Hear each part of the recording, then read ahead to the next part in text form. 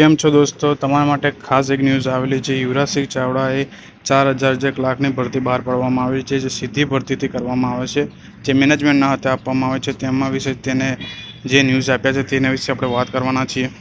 આગળ આપણે જોઈએ શું છે। યુવરાજસિંહ જાડેજા કહે છે, આ એક લકી ડ્રો યોજના જેવું સમાન છે, કેમ કે આ ગ્રાન્ટેડ શાળામાં 4000 ભરતી કરવામાં આવી છે।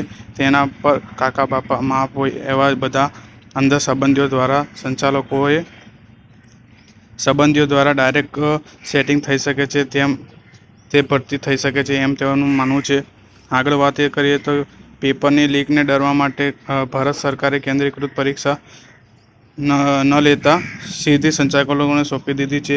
તે માટે તેમણે વાત કરી છે 4000 લાખની ભરતી સ્પર્ધાત્મક પરીક્ષામાં યોજના મેરિટ આધારિત રહેવી જોઈએ અને સેન્ટ્રલ પદ્ધતિથી લેવી જોઈએ તેવું તેમનું માનવું છે।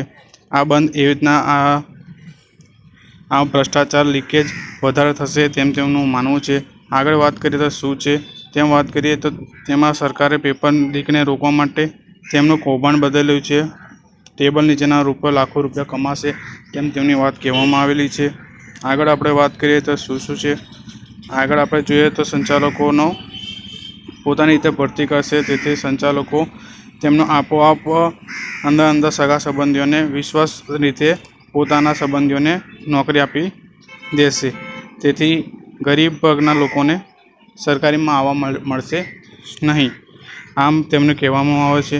તેમ રીતે જ આપણે એમને કીધું છે કે ભરતી કેવી રીતના થવી જોઈએ, સેન્ટ્રલાઇઝ ભરતી થવી જોઈએ, ગૌણ સેવા પસંદગી મંડળ દ્વારા પરીક્ષા થવી જોઈએ અને મેરિટ આધારિત બધા ઉમેદવારોને સમાન તક મળે તે રીતે બધાને તક આપવી જોઈએ, જેથી ભવિષ્યમાં બી ગરીબ વર્ગના, મધ્યમ વર્ગના અને બધા જ લોકો શિક્ષા ભરતીમાં સમાવેશ થઈ શકે।